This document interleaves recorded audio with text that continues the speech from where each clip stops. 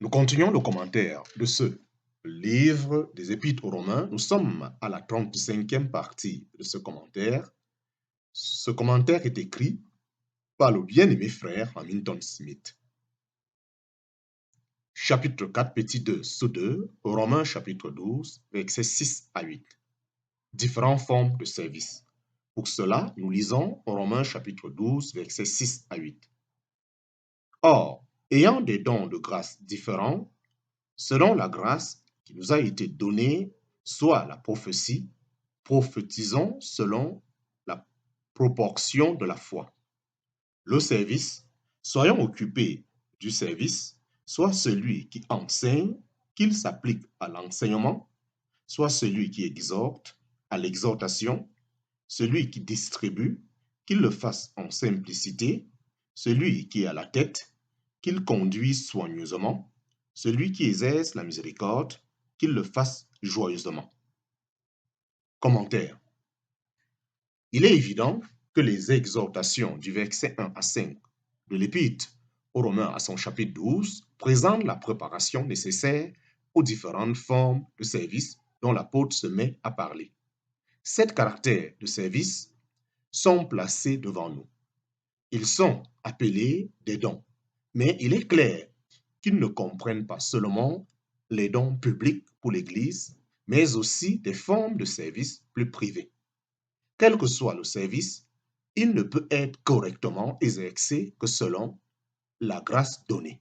Il s'ensuit que pour l'exercice d'un don, nous dépendons du donateur.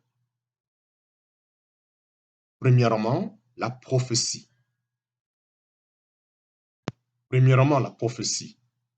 Nous savons d'après 1 Corinthiens chapitre 14, versets 1 à 3 que parmi tous les dons spirituels, le don de prophétiser est celui qui est le plus à désirer, et en outre, que ce don produit l'édification et l'exhortation et la consolation. Ici, il nous est rappelé que le don doit être exercé par la foi. Nous devons veiller à ne pas nous attribuer du mérite pour nous-mêmes, comme si le simple exercice du don pouvait, en parenthèse, automatiquement produire du bien chez celui qui écoute. Il doit être exercé avec la foi qui compte sur Dieu pour appliquer la parole. Deuxièmement, le service, en parenthèse, au ministère. Le mot implique un service d'amour pour les saints qui peut prendre de nombreuses formes autres que la prédication en public. Mais quel que soit le service qui lui est confié, que le serviteur voit bien qu'il s'en occupe et qu'il n'essaye pas d'en faire un pour lequel il n'a été ni appelé ni qualifié de la part de Dieu. Troisièmement, l'enseignement. L'enseignement semble avoir plutôt en vue l'exposé en ordre de l'Écriture et de ses doctrines. Quatrièmement, l'exhortation.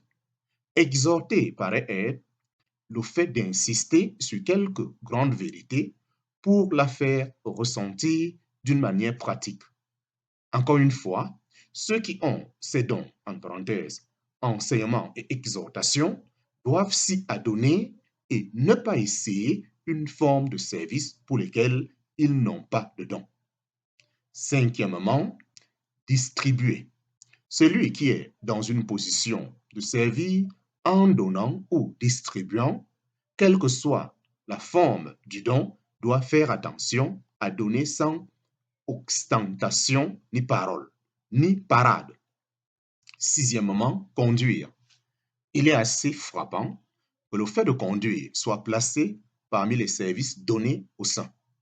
Celui qui conduit n'est pas nécessairement doué pour enseigner ou prêcher, et d'autre part, celui qui enseigne ou prêche n'est pas nécessairement un conducteur. Le conducteur est quelqu'un qui, par sa sagesse et son expérience, est propre à guider le peuple de Dieu. Il doit exercer son don avec la diligence qui fait les choses avec réflexion et précaution pour guider. Septièmement, exercer la miséricorde. C'est le service heureux qui se traduit par des actes de bonté et de considération pour ceux qui ont un besoin spécial. Il ne doit pas être exercé à contre-cœur, mais avec la joie qui ne peut venir que de l'amour sans égoïsme, qui trouve son plaisir à servir les autres. Point numéro 7. Exercer la miséricorde. C'est le service heureux qui se traduit par des actes de bonté et de considération pour ceux qui ont un besoin spécial. Il ne doit pas être exercé à contre-cœur, mais avec la joie qui ne peut venir que de l'amour sans égoïsme. Il trouve son plaisir à servir les autres. Chapitre 4, petit 2, sous 3, Romains chapitre 12, versets 9 à 21, les caractéristiques morales qui devraient marquer les croyants. Après avoir considéré quelques-unes des nombreuses formes de service que nous pouvons avoir le privilège d'exercer par la grâce qui nous a été divinement donnée, nous sommes maintenant exhortés quant à la conduite et à l'esprit qui devrait marquer le peuple du Seigneur et sans lesquels toute forme de service serait gâchée. Chapitre 4, petit 2, sous 3, bas 1, Romains chapitre 12, verset 9. Pour cela, nous lisons Romains chapitre 12, verset 9. Que l'amour soit sans hypocrisie, et en horreur le mal, tenez ferme au bien. Commentaire. Les trois premières exhortations font clairement référence à nous-mêmes personnellement. Nous avons chacun à voir si notre amour est sincère, si nous traitons le mal avec horreur et si nous nous consacrons à ce qui est bon. Hélas, il est facile de feindre l'amour et de cacher la malice en professant agir par amour. Joab embrassait l'homme qu'il était sur le point d'assassiner. En parenthèse, 2 Samuel chapitre 20, versets 9 à 10. Et Judas embrassa son maître pour le trahir. La chair peut agir comme Israël autrefois, quand il est écrit « De leur bouche ils disent des choses agréables, mais leur cœur va après leur gain déshonnête. » En parenthèse, Ézéchiel chapitre 33, verset 31. L'amour sincère est un amour sans égoïsme qui pense au bien des autres. L'amour et l'horreur du mal sont toujours ensemble. Le psalmiste dit, voici qui aimez. Le psalmiste dit, vous qui aimez l'Éternel, haïssez le mal. En parenthèse, Psaume chapitre 97, verset 10. Une fausse charité peut ignorer le mal sous prétexte d'amour et même traiter une mauvaise doctrine au sujet du Seigneur comme étant peu de choses. L'amour sincère nous conduira à avoir en horreur le mal sans ignorer le bien. Dans notre honneur du mal, nous pouvons négliger beaucoup de bien ou inversement, en cherchant à nous attacher au bien, nous pouvons faire des compromis avec le mal. Chapitre 4, petit 2, sous 3 bas 2, Romains chapitre 12, verset 10. Nous lisons Romains chapitre 12, verset 10. Quant à l'amour fraternel, soyez pleins d'affection les uns pour les autres. Quant à l'honneur, étant les premiers à le rendre aux autres. Commentaire. Les deux exhortations suivantes concernent nos relations les uns avec les autres. Nous avons à être pleins d'affection les uns pour les autres. Quant à l'amour fraternel, quant à l'honneur, étant les premiers à le rendre aux autres. Notre affection les uns pour les autres doit découler de notre relation de frères et non pas simplement de qualités que nous pouvons trouver attrayantes ou avantageuses. L'amour fraternel nous rendra prêts à laisser l'horreur aux autres plutôt que de nous y accrocher pour nous-mêmes.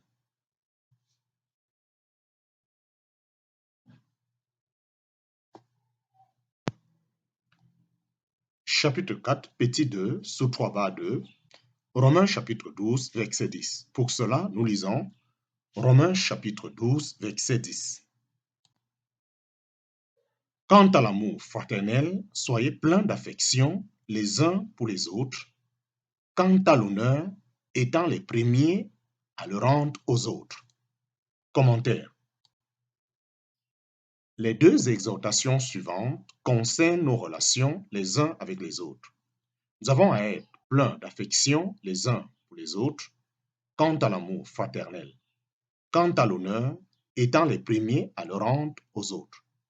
Notre affection les uns pour les autres doit découler de notre relation de frères et non pas simplement de qualités que nous pouvons trouver attrayantes ou avantageuses. L'amour fraternel nous rendra prêts à laisser l'honneur aux autres plutôt que de nous y accrocher pour nous-mêmes. Chapitre 4, petit 2, sous 3-3, Romains chapitre 12, verset 11. Nous lisons Romains chapitre 12, verset 11. Quant à l'activité, pas paresseux, fervent en esprit, servant le Seigneur. Commentaire. Ces trois exhortations suivantes ont plus directement le Seigneur en vue. Dans notre service pour le Seigneur, nous avons à faire preuve de diligence avec un saint zèle qui résiste à la paresse. Le zèle peut toutefois dégénérer en une simple activité extérieure. Nous sommes donc exhortés à être fervents en esprit en ayant le Seigneur devant nous comme motif du service. Chapitre 4, petit 2, sous 3-4, Romains chapitre 12, verset 12. Les trois exhortations suivantes se rapportent aux épreuves du chemin. L'espérance de la gloire à venir nous soutiendra dans l'épreuve et nous rendra capables d'être patients dans la tribulation. La prière qui rejette tout sur le Seigneur sera pour nous une solution dans l'épreuve.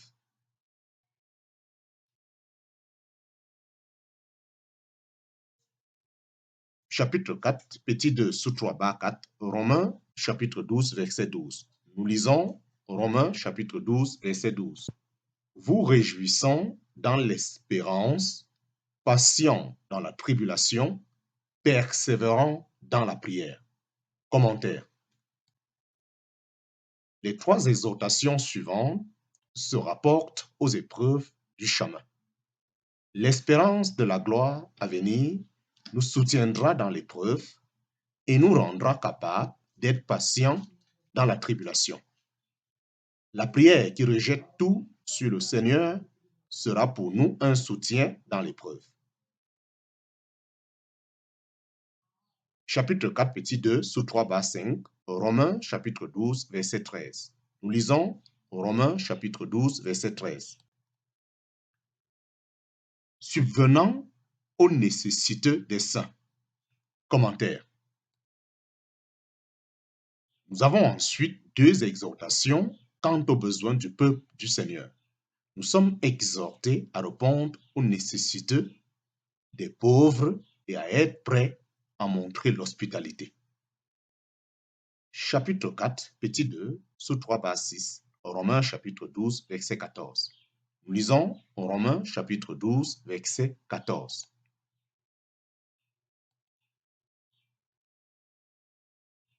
Vous appliquant à l'hospitalité, bénissez ceux qui vous persécutent. Commentaire. En rapport avec la persécution que nous pouvons rencontrer, le christianisme nous apprend à bénir. Le christianisme nous apprend à bénir là où la nature voudrait riposter en rendant mal pour mal. Chapitre 4, petit 2, sous 3, bas 7, Romains chapitre 12, verset 15. Nous lisons Romains chapitre 12, verset 15.